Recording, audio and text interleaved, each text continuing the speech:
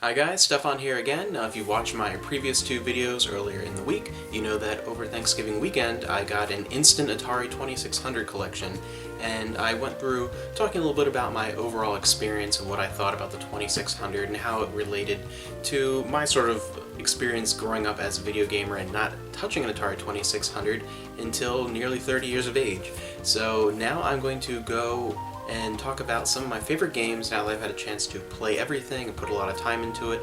And today we're going to go through my top 10 Atari 2600 game.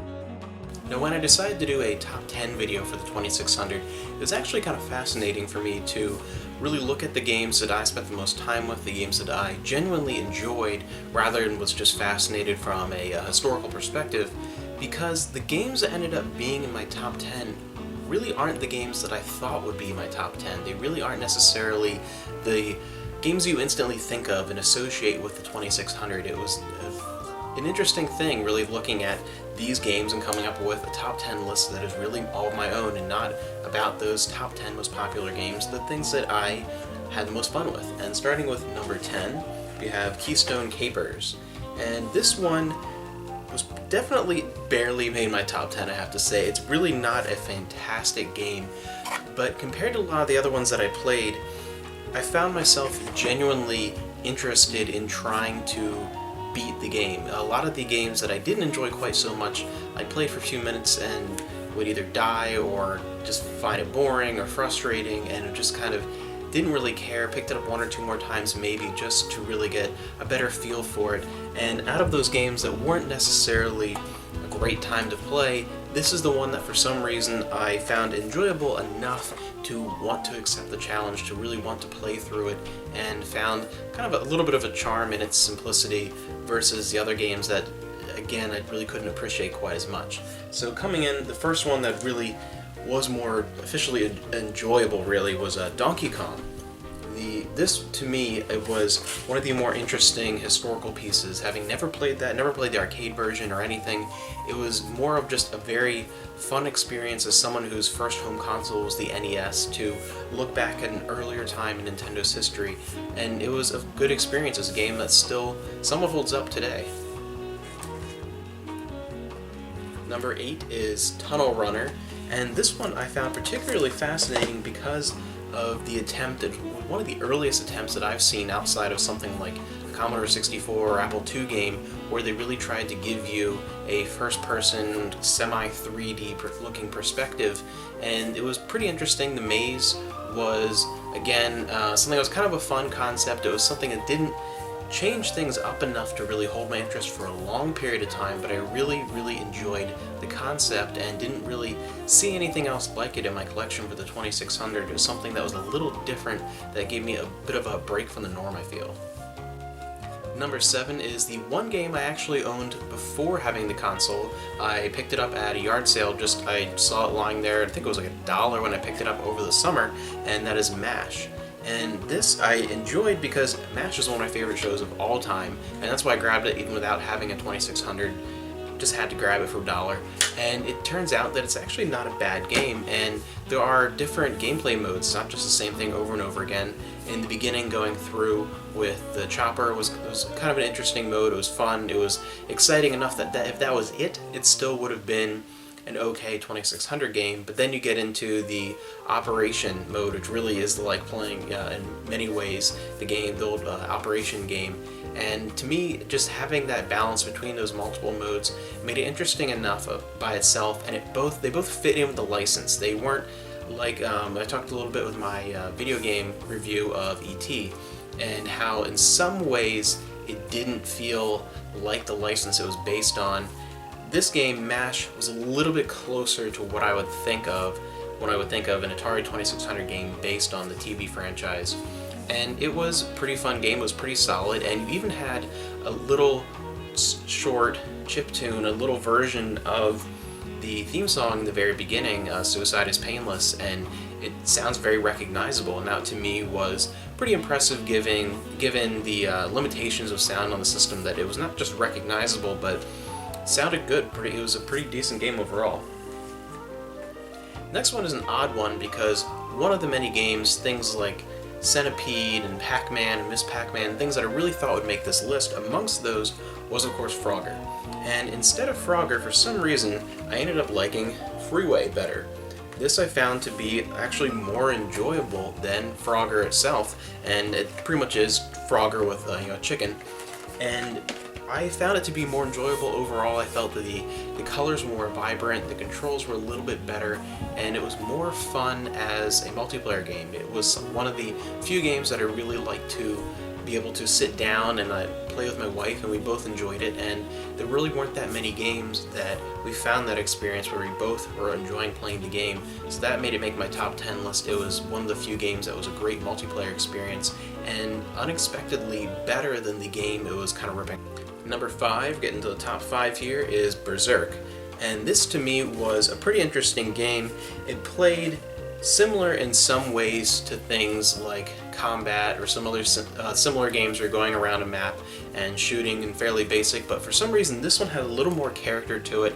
It was a game where, looking at the great cover art and playing through the game, I had a better picture in my mind of trying to attach a story and character and setting to it than with some of the other games. To me, it just stood out a little bit more in that respect, and that's something that made it stand out a little bit more overall and make it all the way up to the number 5 slot. And again, a game I thought would make this list but didn't was Pitfall, and that is a game that I actually remember seeing back in the day. I don't remember what I originally had played it on. I can't remember. I know it wasn't the 2600 version, but anyway, the game that made it in its spot in number 4 that actually beat it out that I was not expecting was Jungle Hunt. For some reason, I found Jungle Hunt to be very similar to Pitfall in many ways, but more exciting, more dynamic. It had more of a fast-forward movement, and that again is a different feel than Pitfall. Maybe it's just the general idea of the jungle setting and the similarities in character and scene that make me think of those two in conjunction, but for some reason Jungle Hunt to me was a much more exciting experience than Pitfall, which was one of the games that I really enjoyed and appreciated from a historical perspective, but not so much of just sitting down and playing and giving my just gut reaction and opinion about a game. Number 3 is Dragonfire. Now this one for me was pretty interesting because I wasn't sure what to expect. After playing Adventure and getting excited to have something that was not necessarily, of course, an RPG, but something that felt more story-driven, even if it didn't have a true text story attached to it, I was expecting a similar thing with Dragonfire, and instead it was more of a very quick action game. And again, going against that expectation, I actually liked it better. I thought that visually it was one of the better looking games. Things really looked more like what they were trying to represent in this one, so I think visually it was very appealing, and it was a very, again, fast-paced game that was more about just seeing how far you could get rather than exploring or beating or finding a certain objective. It was more about, how can I do this better and faster over and over again? And it was interesting enough that for some reason I got a very nostalgic kind of Dungeons and Dragons feel to it, even though it was just kind of running across a bridge and dodging the dragon's fire and then going in and collecting the treasure and coming out. For some reason it gave me a little bit of that nostalgic feeling of my early days playing Dungeons and Dragons, even though it's entirely different. Something about the setting was recognizable enough that it brought that sense of nostalgia.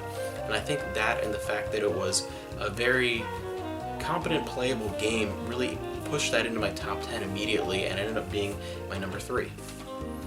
Number 2 was Defender, and this I really thought was a very fun shooter. It was, to me, one of the more interesting action-based games, and I really liked the cover art for this. I enjoyed the little action comic that came with it, and the gameplay itself I found was interesting.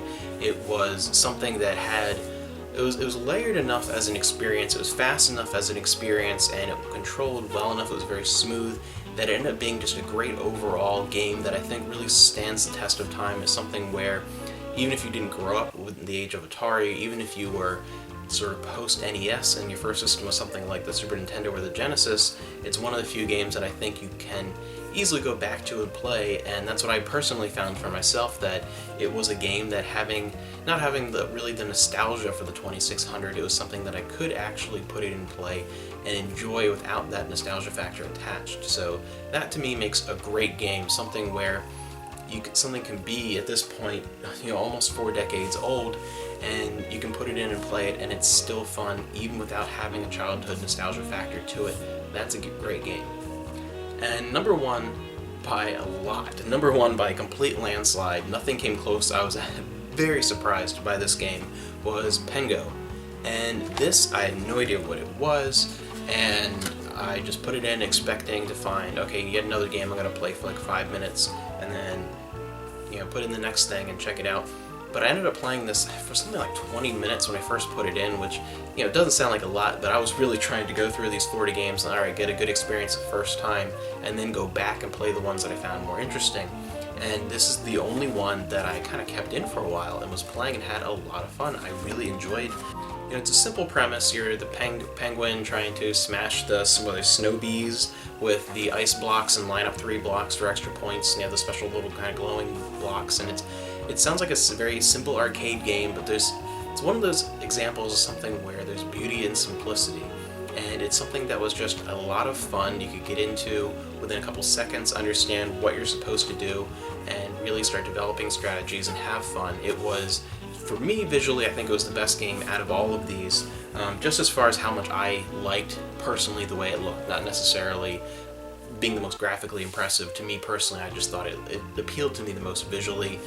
Sound-wise, it was really appealing. I enjoyed the characters. I really genuinely enjoyed this game. This is a game where if I had played it before and knew that it existed, it would be one that I would actually get a 2600 for. I actually genuinely liked it, outside of any type of historical perspective or fascination. It was just a genuinely enjoyable game, and I'm very happy to have it. It's a complete random, thing. I've never heard of it before, and it was actually pretty funny because if you watch my channel, you know that over the summer I did a big summer Sega, and I'm a huge fan of the Dreamcast and the Saturn, and I really enjoy the Genesis, and I've been getting into the Sega CD a lot and things like that. Big Sega fan over here. My wife is a big Sega fan, so Sega's a big deal. And it was funny because after playing the game, I'm like, wow, who made this? This is a great game. This is the first one that I feel like has this great appeal. And I looked, and of course, on the back it is trademark of Sega Enterprises, and of course, get a Sega game is my number one on the 2600 by a landslide. So that was pretty funny to me. And that was my top 10 for the Atari 2600. Again, it was awesome having this experience, and these are the 10 games that I know I will definitely go back and play again at some point. And this is one that, if you do own a 2600 or you happen to run into one at a garage sale or something and you pick it up, definitely look for this game. It is oddly, I was looking online, one of, if not the most expensive game, along with Tunnel Runner. Most 2600 games, even in the box, a lot of them are less than $5. I mean, I talked a little bit about why Atari is no longer very collectible, but if you do find this one, it is going to run you a little bit more in the box. I was seeing 30 to 50, so it is one that, again though, I think it is worth getting the system just for that and a couple of the iconic games, something even like E.T., just kind of a cool piece for your collection, and gives you a great historical perspective of where a lot of your modern gaming concepts came from. A fascinating experience, and again, that is my top 10. Check out those games. A lot of them are games that you won't necessarily find in many top 10 lists that I found, or in lists of the must-have games for the system. Those, again, were ones that personally appealed to me, that I found were genuinely fun, especially those top 2. They were games that really surpassed just being a product of their time to be something that is good and timeless.